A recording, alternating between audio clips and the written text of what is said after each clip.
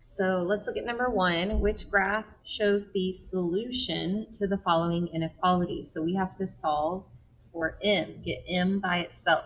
So we want to get rid of this minus 4. We can do that by adding 4 to both sides. Minus 4 and plus 4 are going to cancel each other out, leaving just m. Our symbol stays the same. And then negative 2 and positive 4, different signs, we find the difference, which is 2. There's more positive, so it's positive 2. So our solution is m is less than 2. Less than points to the left, so we can get rid of a and b because they're both pointing to the right. There's no line, so we should have an open circle, so we can get rid of c because it has a closed circle. So our answer is D. A is showing m is greater than 2. B is showing m is greater than or equal to 2. And C is showing m is less than or equal to 2. Okay, number 2. Solve and graph the following inequality. So this is a similar problem. We want to get y by itself. Right now, there's a negative 4 there. We get rid of negatives with positives. So I'm going to add 4 to both sides. Cancels out, that's a 0 pair.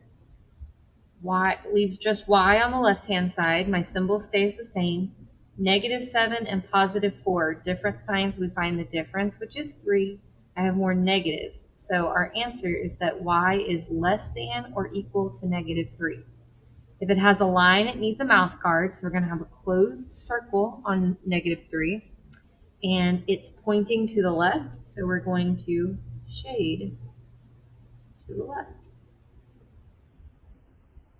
Okay, number 3. Marie got a haircut last weekend. After cutting off 3 inches, so she's cutting off 3 inches, the length of her hair was 12 inches. So this was the end result. This is how much is left over. Which of the following equations could be used to find x? X was the original length of her hair. So if she cut off 3 inches and it's now 12 inches, that means it had to have been 15 inches to begin with. You can use that to help you down here. Most of you probably recognize that if you're cutting off 3, that's going to be subtracting 3, not adding 3. And again, if we know this is 15, 15 plus 3 would not give you 12. So this is not an addition situation. It's definitely not a multiplication situation. We don't multiply anything when we cut off hair. Both of these show subtraction, but again, it's not that we started with 12 and we're cutting something off. 12 was what was left over, and we're cutting off 3 inches, so that would be subtracting 3. So the original 15 that we talked about, and we subtract 3 from that, and that gives us 12. So our answer is D. Sign outside the movie theater states that you must be a minimum of 18 years of age to see an R-rated movie without an adult present. We want to write an inequality to represent A, the age you must be to view an R-rated movie without an adult. So an inequality means it's going to have less than, greater than, less than or equal to, or greater than or equal to. So they gave us our variable A, and we know the number is going to be 18. So if we were to put A is less than 18, that's saying that you can be younger than that. They don't have that sign to say that they want a bunch of little kids coming to see the R-rated movies. They want people to be older than 18. So we could put greater than 18, but could you be exactly 18? And the answer is yes. So you could be greater than 18, you could be older than 18, or you could be exactly 18. You just can't be younger than 18. So our inequality would be A is greater than or equal to 18. They could have also said you must be at least 18 years of age. That would mean the same thing. They could also say you could be no less than 18 years of age. That would mean the same thing.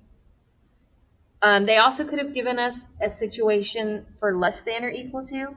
So they could have said the maximum number of people that I can have in my class is 18 students. I wish. And that would mean that I could have 18 or less. And they could word that as I could have at most 18 students. I could have no more than 18 students. Those all mean less than or equal to.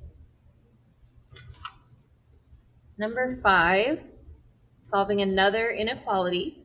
So here we want to get y by itself. And again, we have negatives. So we can get rid of negative 3 with positive 3. That's going to cancel out, leaving just y. My symbol stays the same. Different signs, we find the difference, which is 4, and we have more negatives. So y is less than or equal to number 4, which is answer choice C. You have to be careful with D because it also has the y and it also has the negative 4, but it has the greater than or equal to symbol. And we don't want to change our symbol unless we're moving the y from the right side to the left side. But we're not doing that here. And we don't want to add 7 and 3 because they're different signs. So this one has the wrong symbol also, but these both have the wrong number. Question number 6. We have an equation that they've given us, 60 equals 3x.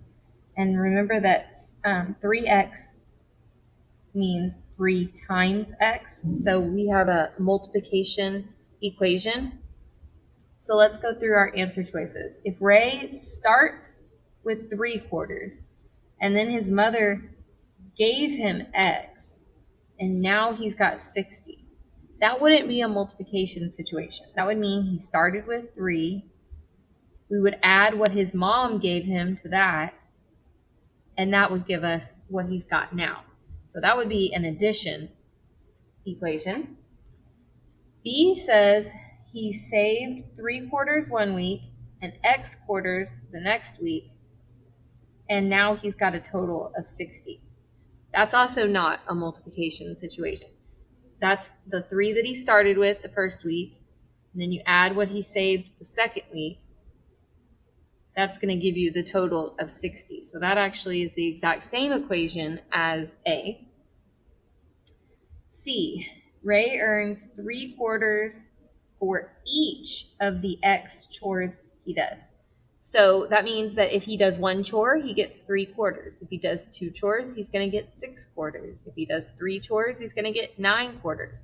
So we're multiplying 3 times however many chores he does to get his total. And in this case, it's a total of 60. So that would be 3 times the X number of chores he does gives us 60.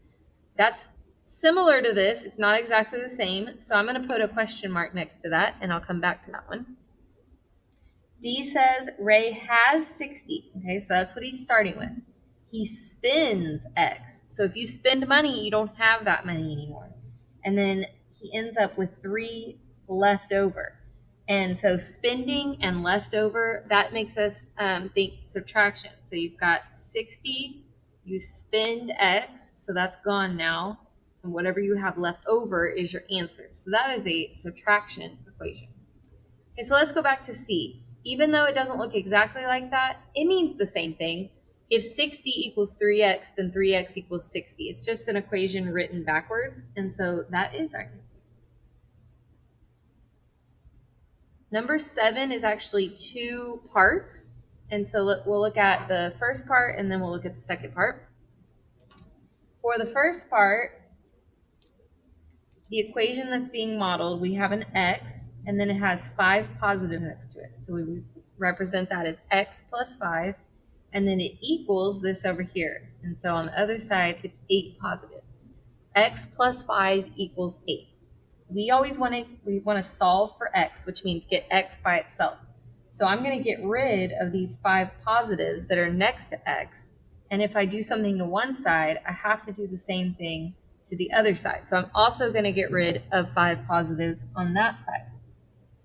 Whatever's left over is what x equals. So x equals 3, positive 3. The one below that, we don't have x plus something.